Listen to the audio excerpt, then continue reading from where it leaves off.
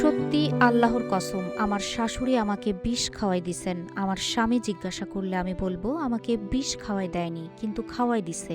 আল্লাহর কসম, খাওয়াই দিছে, সত্যি।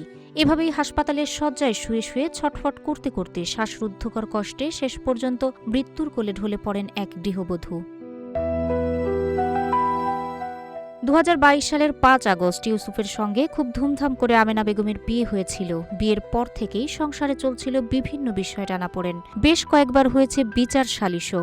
এই দম্পতির 2.5 বছর বয়সী এক সন্তান রয়েছে। হঠাৎ করেই তাদের জীবনে নেমে আসে ঘোর আমাবস্যা। অন্যদিনের মতো এদিনের শুক্রবার সন্ধ্যায় বাসার বাহিরে ছিলেন ইউসুফ। বাড়ির পাশের মাহফিলে যাবেন বলে ঘরে জামাকাপড় নিতে গিয়ে দেখেন রুমে লাইট নেভানো।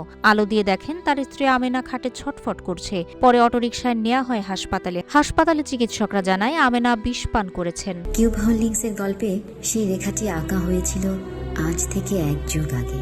নকশাই আমাদের ভাষা। Cube holdings limited.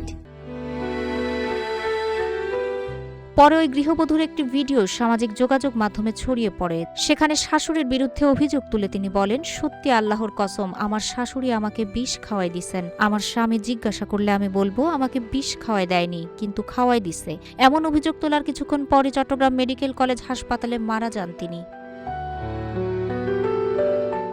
সাতকানিয়া থানার ওসি মঞ্জুরুল হক জানান, প্রাথমিক জিজ্ঞাসাবাদের জন্য আমেনার স্বামী ইউসুফকে আটক করা হয়েছে। অভিযোগ পেলে তদন্তের পর আইনগত ব্যবস্থা নেওয়া হবে।